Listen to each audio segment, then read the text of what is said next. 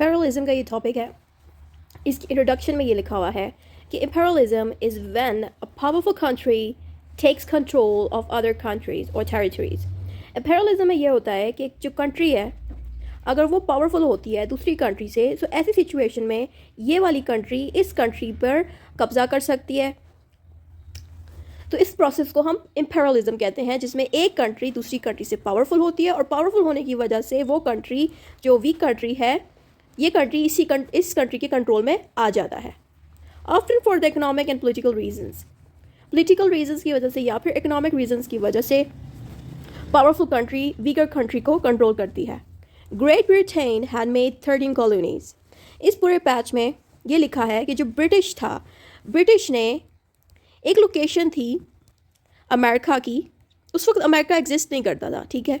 तो ब्रिटिश ने अमेरिका की एक लोकेशंस पे 13 कॉलोनीज़ बनाई, यानी कि ब्रिटिश ने अमेरिका में 13 कॉलोनीज़ बनाई। कुछ वक्त बाद अमेरिका ने ब्रिटिश से आज़ादी ले ली, क्योंकि अमेरिका जो था वो और पावरफुल बन गया था। जब अमेरिका ने ब्रिटिश से आज़ादी ले ली तो उससे क्या हुआ कि अमेरिका का एक नई कंट्री बन गई, यानी कि अमेरिका का एक नया कंट्री बन गया हमारे पास। तो इस प्रोसेस को हम कहते हैं इम्पेरियलिज्म।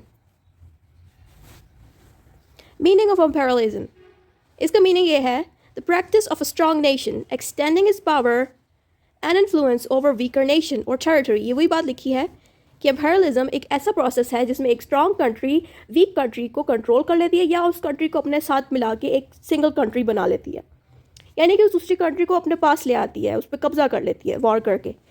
इसका डेरिवेशन कैसे हुआ? इम्पेरियलिज्म जो है लैटिन वर्ड से निकला है, जिसका लैटिन वर्ड में इसका मतलब है इम्पेरियम। अब इम्पेरियन जो है लैटिन वर्ड है, इसका मतलब है सुप्रीम पावर। सुप्रीम पावर का मतलब है कि जिसके पास बहुत ज़्यादा पावर होती है। डेफिनेशन में ये लिखा है, ये डेफिनेशन मरियम वेबस्टर्स डिक्शनरी की है, जिसमें लिखा है the action by which one nation is able to control other usually smaller और weaker nation. Merriam Webster dictionary में ये लिखा है कि इम्पेरियलिज्म एक ऐसा प्रोसेस है जिसमें एक नेशन या एक कंट्री दूसरी कंट्री पर कंट्रोल करती है, और ये जो दूसरा कंट्री है या तो ये वीक होता है या फिर ये स्मॉलर होता है। रीजन्स फॉर डूइंग इम्पेरियलिज्म क्यों किया जाता है? इम्पेरियलिज्म इसलिए किया जाता है ताकि दूसरी कंट्री से रिसोर्सेज लिए जाएं या फिर दूसरी कंट्री का सी पोर्ट पे कंट्रोल हो जाए। बाज़ वक़्त कुछ कंट्रीज़ ऐसे होते हैं जिनमें सी एग्जिस्ट ही नहीं करता, लेकिन वो कंट्री होता तो स्ट्रांग है। तो जिस कंट्री में सी एग्जिस्ट करेगा और वो कंट्री जो है स्ट्रांग भी ना हो और वो उसकी गवर्नमेंट भी वीक हो, तो करेगा क्या कि जो एक कंट्री है जिसके पास सी नहीं है वो उस वीक कंट्री पे कब्जा कर लेगा ताकि सी उनको मिल जाए। सी से होता क्या है कि ट्रांसपोर्ट कर सकते हैं समंदर से, सी से हम बहुत सारे प्रोडक्ट्स दूसरे कंट्री में। तो ये फ़ायदा लेने के लिए उनकी कंट्री पे कंट्रोल किया जाता है, उनकी कंट्री पे कब्जा किया जाता है, या फिर मार्केट को एक्सपेंड करने के लिए भी कंट्री पे कब्जा किया जाता है। सपोज एक कंट्री है, ये चाहती है कि इसकी मार्केट एक्सपेंड हो, तो ये क्या करेगी, जो वीक कंट्री है उस पर कब्जा कर लेगी ताकि वो कंट्री भी इनके पास आ जाए, ताकि इनकी मार्केट जो है दोनों जगहों पे फैल जाए, ताकि ज़्यादा से ज़्यादा लोग उनकी चीज़ें खरीदें। मेथड्स, किस तरह से इम्पेरियलिज्म किया जाता है? मिलिट्री फोर्सेस के थ्रू इम्पेरियलिज्म किया जाता है, यानी कि आर्मी को दूसरी कंट्री में भेज के जंग की जाती है। और दूसरा प्रोसेस है इकोनॉमिक डिमांड, या फिर एक कंट्री ने सपोज ये कंट्री है जिसने इस कंट्री को पैसे दिए, ठीक है, क्योंकि इस कंट्री के पास पैसे नहीं थे, उसको ज़रूरत थी। बाद में ये वाली जो कंट्री है ये इसके पैसे वापस ना कर सके, ऐसी सिचुएशन में ये कंट्री जो है इस पे ज़बरदस्ती कर सकती है कि हमारे पैसे आप वापस करें, अगर आप नहीं करेंगे तो हम आपकी कंट्री पे कब्जा कर लेंगे। तो एक ये मेथड के थ्रू भी ये इन कंट्री को अपने साथ मिला सकते हैं। और तीसरा मेथड है पॉलिटिकल मैनिपुलेशन, या फिर पॉलिटिक्स के अंदर ही ऐसे लोग भेज दिए जाते हैं दूसरी कंट्री के कि पॉलिटिक्स को तोड़ दिया जाता है और टूटने की वजह से वो कंट्री जो है दूसरी कंट्री का एक पार्ट बन जाता है। यानी कि ये टेक्निक्स हैं जिससे दूसरा कंट्री हमारे कंट्री पे कंट्रोल कर सकता है। इस प्रोसेस को हम कहते हैं इम्पेरियलिज्म। इफेक्ट्स क्या होते हैं इम्पेरियलिज्म से? इफेक्ट्स ये होता है कि imperialism can have extreme effects on both the powerful state and lower state, या फिर जिस कंट्री को, सपोज ये पावरफुल कंट्री है और ये वीक कंट्री है, जब इम्पेरियलिज्म किया जाता है तो इसका असर इस पावरफुल कंट्री पे भी पड़ेगा और वीक कंट्री पे भी पड़ेगा। उसके अलावा कल्चर में चेंजेस भी आ सकती है, इकोनॉमी में भी चेंजेस आ सकती है, पॉलिटिकल सिस्टम में भी चेंजेस आ सकती हैं। होगा ये कि अगर दोनों कंट्रीज मिसाल के तौर पे लड़ना शुरू कर दें और ये कंट्री पावरफुल होगी, ये चाहेगी कि ये कंट्री जो है इसके पास आ जाए, तो जब लड़ाइयाँ लगेंगी बहुत कुछ होगा, उससे क्या होगा कि कल्चर्स में भी चेंजेस आएंगे, क्योंकि इस कंट्री का कल्चर इसमें भी आ सकता है, इस कंट्री का कल्चर इसमें भी जा सकता है। पॉलिटिकल सिस्टम में भी चेंजेस आएंगी, दोनों की पॉलिटिकल सिस्टम खराब होगी, इकोनॉमी में भी चेंजेस आएगी। तो ये चीज़ें जो है इफेक्ट है इम्पेरियलिज्म का। एग्जाम्पल यहाँ पे लिखी गई हैं, यहाँ पे वही एग्जाम्पल्स मौजूद हैं जो कि इंट्रोडक्शन में बताई गई थी। हिस्टोरिकल एग्जाम्पल में सबसे पहले हमारे पास आते हैं ब्रिटिश की एग्जाम्पल। ब्रिटिश में हुआ यह था कि किंग्स क्वीन एग्जिस्ट करते थे। किंग्स क्वींस ने जो है अपनी गवर्नमेंट बनाई जिसमें बहुत सारे उन्होंने लोग रखे, ठीक है। अब किंग्स क्वींस का वो एरिया था यूके का, इन्होंने क्या किया कि बहुत सारी जगहों पे अपने कब्जे करना शुरू कर दिया यूके ने। तो एक जगह आई थी अमेरिका की, वो लोकेशन थी अमेरिका की, उस वक्त अमेरिका एग्जिस्ट नहीं करता था। तो इन्होंने क्या किया कि उस अमेरिका की उस लोकेशन पे 13 कॉलोनीज़ बना दी।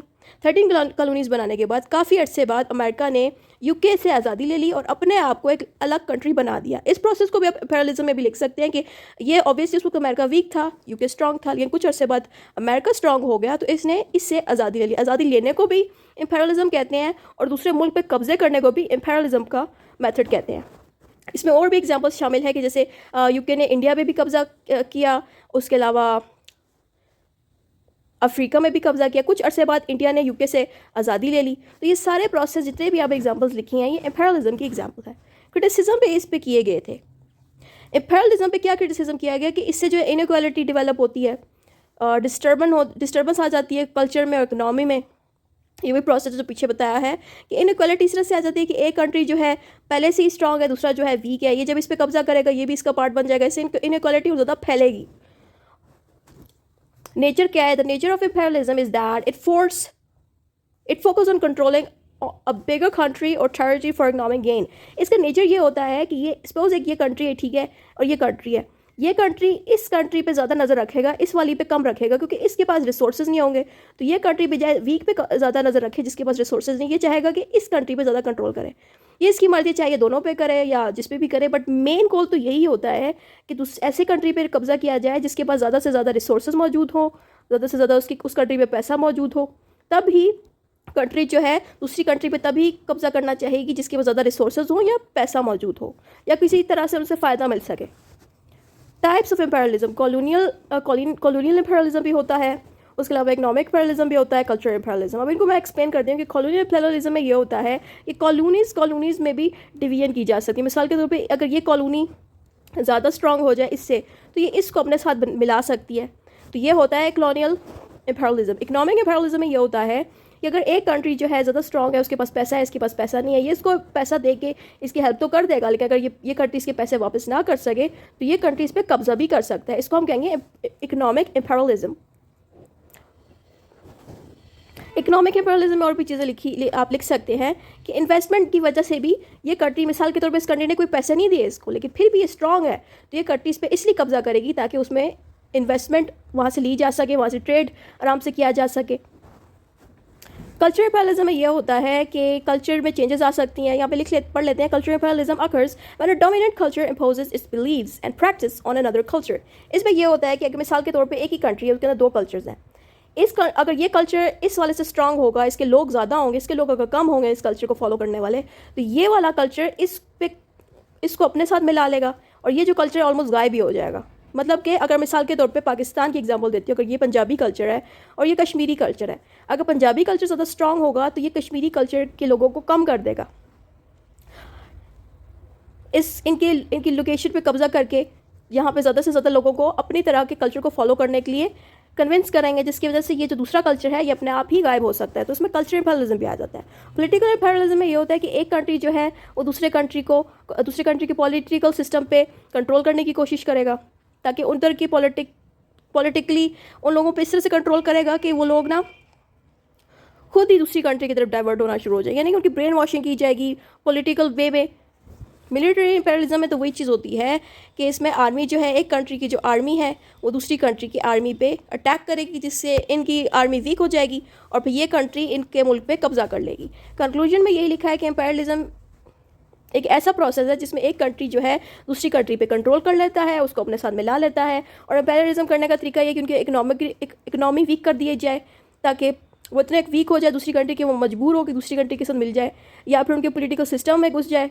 पॉलिटिकल सिस्टम में ऐसे लोग घुस जाए जिनकी वजह से बहुत सारे लोग जो है दूसरी कंट्री के साथ डाइवर्ट हो जाए।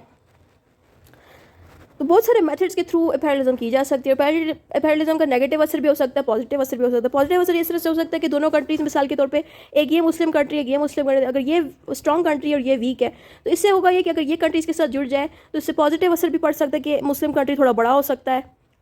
लेकिन अगर ये कंट्री मिसाल के तौर पर मुस्लिम है और ये जो है किसी और रिलीजन का है, और एक जो कंट्री है मिसाल के तौर पे ये कंट्री अगर ज़्यादा स्ट्रांग है और ये मुसलमान नहीं है और ये मुसलमानों का कंट्री और ये वीक है, तो इससे नुकसान ये होगा कि मुस्लिम लोगों की पावर और अथॉरिटी कम हो जाएगी, क्योंकि जो पावरफुल कंट्री है उसने इस पर कंट्रोल कर लिया होगा। तो नेगेटिव असर भी हो सकता है, पॉजिटिव असर भी पड़ सकता है इम्पेरियलिज्म से। तो ये सारा प्रोसेस था इम्पेरियलिज्म का।